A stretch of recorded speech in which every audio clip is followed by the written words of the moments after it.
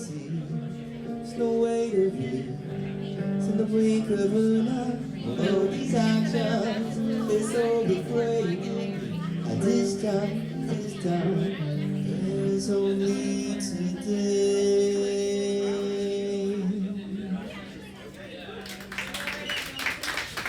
So, what got you into music, or how did you get into music? What first influenced you to be a musician?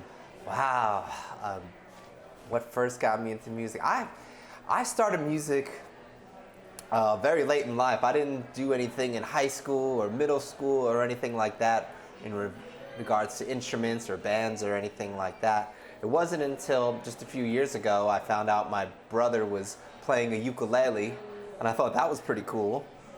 And then I, same week, saw a documentary on TV about this guy, Jake Shimabukuro, and he was playing the ukulele. I watched the whole thing. I was captivated. I thought that's pretty cool. And so the next day I went and got a ukulele from Guitar Center and haven't put it down ever since. That was probably 7 years ago. Who are your favorite artists and albums? Like, what inspires you in that way? Like, not necessarily ukulele people, but just artists in general. Yeah. Well, out of the current artists that are out there right now, I don't draw inspiration from her stuff, but I just listened to Billie Eilish's album, and I really liked what her and her brother have done with production and vocal melodies. In particular, vocal melodies. The stuff that she does I find super interesting. In terms of influence, I listened to a lot of rap, especially in the 90s. I was big into Notorious B.I.G. and everything that he put out when he was big, so I liked that. And a lot of my verse cadences in my songs tend to have a rappy feel to it, and in my view, in my estimation, he was the king of lyricism, of being able to take words, string them together, tie lines together, ignore rules, make up his own rules, and have it all feel good as one cohesive unit. So I'm inspired by him when it comes to the way the words are laid out and the way that it's delivered. Yeah. The only instrument you play is ukulele, right? Yeah. That's it, and vocals, of course. I love singing, I love rapping. Vocals and ukulele are my instruments. Excellent. What was the first song you learned on the ukulele? First song I learned on the ukulele, I went to a free ukulele lesson at that same Guitar Center.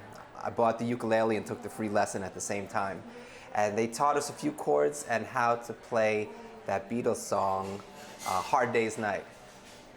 And I learned just the beginning of it, just a couple of chords. Didn't learn the whole song. I eventually got the whole song after about 2 months of practicing. Did you learn to sing it and play it, or just play it? I learned to sing it and play it. I wasn't singing on tune, but I was singing it. I was saying the words and playing the ukulele. All right. Actually, it was just getting the chords, getting the 3-finger E minor chord was tough. When did you start writing your own material? So I started writing my own material right about the same time. I figured, hey, I'm playing these songs, and this is fun. Why not write my own songs? And that's when I started putting together my own compositions. So now, you're pretty prolific. I mean, you just told me that you just wrote like 30 songs in February. So, I mean, over the past 7 years, you must have written hundreds and hundreds of songs. There's something special about February. I'm a part of this songwriting group, and in February, we all get together and write. So I'll write 14, 20, 25 songs in February, but then I might not write anything for 6 months. All right. So I would say, if I had to guess how many songs I've written, like 30, maybe about close to 100. Yeah, good, man. Oh. But you're only counting the last 3 Februarys. I know you were writing songs way before then. They come once a month outside of February. Okay. Speaking of doing it, this song's called Do It Anyway. If you like jazz music, it's got a kind of jazzy feel to it. I go by the name of Keith Cuts. All my stuff is on Apple Music, Spotify, YouTube, wherever you waste time. I'm kinda tired, you gotta believe. My Fitbit says that I'm only got 4 hours of sleep. I'll take it easy, y'all go on without me. This time. Where do you draw inspiration from when you write songs, and how do you find your muse to write? Sure. I was big into Toastmasters. Before I got into doing songwriting, I was very active in Toastmasters. That was a thing for me. And Toastmasters, if you don't know, that's a public speaking organization where people get together, they learn public speaking skills, we practice our speeches in front of each other, and we critique and help each other improve as public speakers. After doing that for a few years, I found that my speeches tend to gravitate towards motivational and inspiring speeches. That seemed to be what I got the biggest kick out of, was standing in front of a room, giving a speech, imparting some kind of story or wisdom to the audience, and then seeing them receive that and getting feedback that it helped them out in certain cases. And so I found myself going that way. When I started doing songwriting, I naturally started gravitating towards that as well. So my songs tend to be like a short mini motivational speech wrapped up in some chords, a ukulele, and some drum beats. And that's why all your songs are kind of feel-good, upbeat songs. That's how it came. It came out of Toastmasters, came out of public speaking. Very good, man. And I found that I liked it. I found that when I was doing songs like that, it felt fresh to me. It felt like I like to listen to that kind of stuff. Even artists who are out there who don't necessarily gravitate towards that, they do other stuff, but when they put out a song like that, like even Kanye West put out Stronger, or any Kelly Clarkson has a song like that, or even like Firework by Katy Perry, those types of songs. I like that kind of stuff. That builds you up. You can do more than you're doing now, but I'm saying it in a way that you're ready to receive. Man, that stuff gets me every time. So I've enjoyed writing that way as well.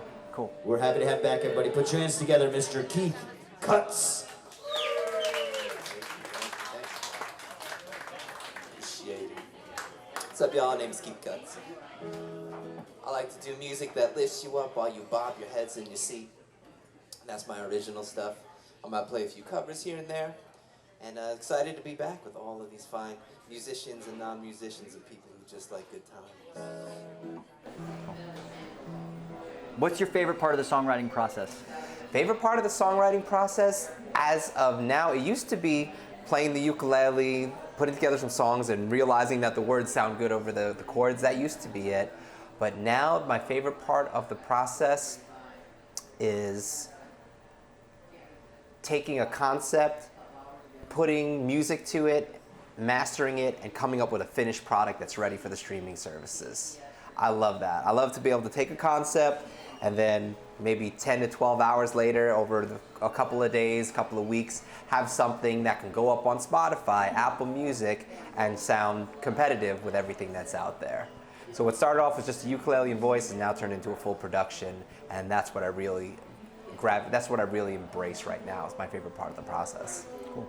If you had to describe your music in 3 words, what would they be? Motivational music. Yep. What are the top 5 artist songs you've been listening to recently? I've been listening to that Billie Eilish album, so Everything I Wanted and Zanny off that album I've had on repeat a little bit. There's another artist I listen to.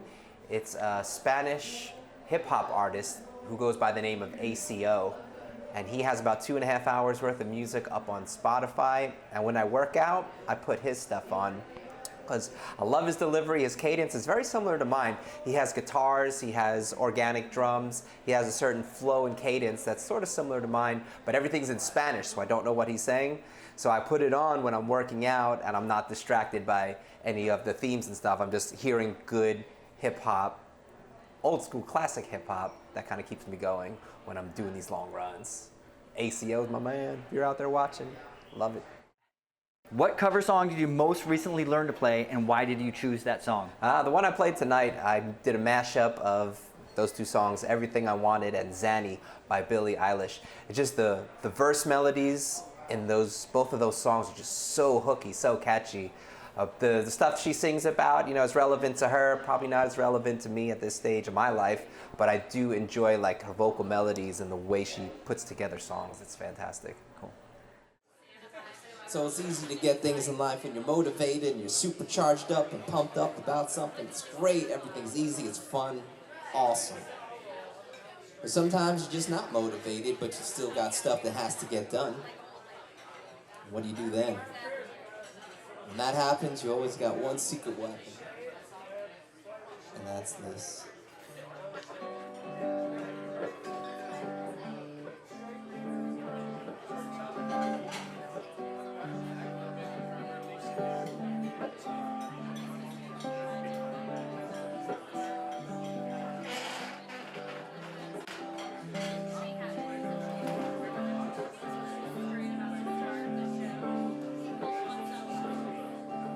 I got the discipline. When all else fails, no matter what I try, I gotta get by. I got the discipline. When all of the tricks that get me moving and stall the works of good, you got the discipline to clench my teeth and push through. Force myself to concentrate and pursue. Cause in the end my dreams are worth it. Don't your dreams deserve it? Motivation is a deserved want. When ambition meets ignition, that's the eye of the storm. And be warned of what can happen when you back it with action and passion. You can have whatever you're asking. For some days the motivation just isn't there. When yesterday it was, this doesn't seem fair. And despair can rule your psyche in moments like these. But believe, you still got an ace up your sleeve. You got that discipline. When all else fails, no matter what I try, I've gotta get by, I got the discipline. When all of the tricks that get me moving and stall the works of lewd, you got the discipline. To clench my teeth and push through, force myself to concentrate and pursue. Cause in the end my dreams are worth it. And don't your dreams deserve it? I like watching a TED Talk or a Tony Robbins seminar. I've read so many good books, they make me want more. But some days I'm just stuck in my head, left looking at a lazy version stuck in my bed. And in times like these I need to call in my secret weapon. It's no secret anymore, but believe me, it's effective. Got the discipline. When all else fails, no matter what I try, I gotta get by, I got the discipline. When all of the tricks that get me moving and stall the works of lewd, you got the discipline to clench my teeth and push through, force myself to concentrate and pursue. Cause in the end my dreams are worth it. And don't your dreams deserve it? I could fly high as the heavens with all the sand underneath my wings, with my family and friends and my loved ones all being part of the team. But with my friends lost interest, put the focus somewhere else. When all the air was gone, I still had myself. I had the discipline. When all else fails, no matter what I try, I gotta get by, I got that discipline. When all of the tricks that get me moving and stall the works of lewd, you got the discipline to clench my teeth and push through, force myself to concentrate and pursue. Cause in the end my dreams are worth it. And don't your dreams deserve it?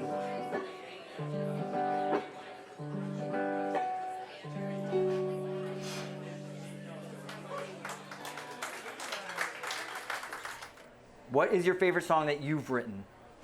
That's a good question. My favorite song that I've written. The first song I ever wrote that somebody other than my girlfriend at the time liked was called The Elephant Song. And that song, I had a lot of confidence behind it because everywhere I go, these open mics, people just seem to like it. It was my favorite song for a while. But right now, my favorite song that I've written is called Stay Hungry. And it's about achieving a certain level of success in life, and then instead of becoming complacent and coasting from there, staying hungry and continuing to go after more and more success. And I see that with the songwriters at these functions that we do. I see some of them really going after it, just the amping up their skills. I haven't seen someone for a year, they come back and they're twice as good as they were, and they were really good beforehand. That kind of stuff inspires me, and that's what that song is about. What do you enjoy most about being a singer-songwriter, and what do you dislike the most? What do I like the most? What I like the most is putting out a message in a way that's enjoyable, that can reach the entire globe. Where I can have fans in India, fans in South America, Mexico, Iraq even. I've gotten direct messages from kids in Iraq who listen to my stuff. I really like that about it. I love how today's music environment is where a situation where you can get your music out and you can get it out to the entire globe. Probably my favorite thing about it. Put a message out to a lot of people, let them embrace it and love it. The thing I like the least about it, probably playing. playing. I love the vocal delivery, feel very comfortable with it. The playing, my playing is okay to get through a show, but I'm not going to compete with some of the guys that I see on American Idol and other shows where they're just doing awesome stuff with the guitar, or even here tonight. It's something that I haven't found a natural talent for. I pretty much bring my ukulele now when I'm playing with like really skilled lifelong musicians. My ukulele is just so I'm not doing an a cappella acoustic set. Do you get nervous before a performance, and do you have a pre-gig warm-up ritual? I do get nervous. It depends on what I'm doing. If I'm doing a show where I have my tracks and I'm just doing vocals, I'm pretty smooth. If I'm doing a show where it's a paid performance and I'm singing and playing and I'm doing... The most nervous I've ever been for a show was playing a Christmas show, because I had to play a bunch of Christmas songs that I only play 1 month out of the year, and then I spent 11 months never touching those songs, and they're complex chords. So playing live at a paid show, I definitely get nervous for those. But my pregame ritual to get through it is just to warm up, go somewhere where I can't be heard, practice a few of the songs, and then I'm usually good to go. How do you handle mistakes during a performance? I had this one show one time, and I was doing a looper show where I beatboxed and I would play a bass line and then play over that. And as I laid down the beatbox, everything was fine. I laid down the bass line, everything was fine. And then as soon as I strummed the first chord, I realized that my electric ukulele was out of tune, one of the strings. It was a string I hadn't hit yet because I was playing a bass line. But at this point, I realized it was out of tune. But I already had about 1.5 minutes invested into the song, and people were already bobbing their heads and nodding along. And as soon as I hit it, I realized it was out of tune. And for this particular performance, I had to make a split-second decision. I decided I was going to power through. So I powered through. And at the end, there was a lot of people just looking around, wondering what just happened. some slow clap. Because it was an artist showcase. The audience was all musicians. It wasn't just regular people who you might get away with that. I was kind of clapping, wondering if I did that intentionally or not. I made a decision at that point that if I ever started a song and my instrument was clearly out of tune, I was going to stop it Adele style, fix the instrument, fix what needed to be fixed, and then go from there. That's how I handle a tuning mistake. How often and for how long do you practice? Do you make time to practice, or you just kind of play every now and then? Sure. Every day I do vocal lessons, and that a lot of times is just playing a track on my earbuds on my way to the coffee shop and just humming along. That I'll do every single day. Playing my instrument, I'll try and do that every day. Some days I miss. Writing music, I love to get into grooves where I write a lot for a while, then take a break, write a lot. So I'm trying to do something every day. Do you have a motto or advice you live by, or a favorite quote, or is there anything you just want everyone to know about you? Motto, a quote, or something I want everyone to know. Yeah, I think this comes out of my song, Come Alive, which was inspired by a friend of mine who's a motivational speaker who speaks to kids all around the country. And he had a quote on his Facebook page at the time and said, "Don't ask what the world needs, ask what makes you come alive, and then go do that." Because what the world needs are people who have come to life. That makes a lot of sense to me. That pretty much explains my musical journey to this point. And that's my word of advice to anybody else. Do what makes you come alive. If you're doing that now, that's awesome. If you're not, give it some serious thought and find a way to start working that into your life, and you'll be better off for it. Thanks, Keith. I appreciate it, man. It's been my pleasure. Thanks for having me on. Nice talking to you, man. For sure. I got a habit, it's called brushing my teeth. And every morning I bathe myself from head to feet. Although these actions is only great in me at this time. But what if I could make a habit of it, like exercising or maybe even saving money? Could you imagine all of the things I'd achieve if I This episode was recorded during Chip Jones's singer-songwriter night at Suburban Tap in Marietta, Georgia. Don't wait and see, there's no way to be. In the blink of an eye, you'll be 83.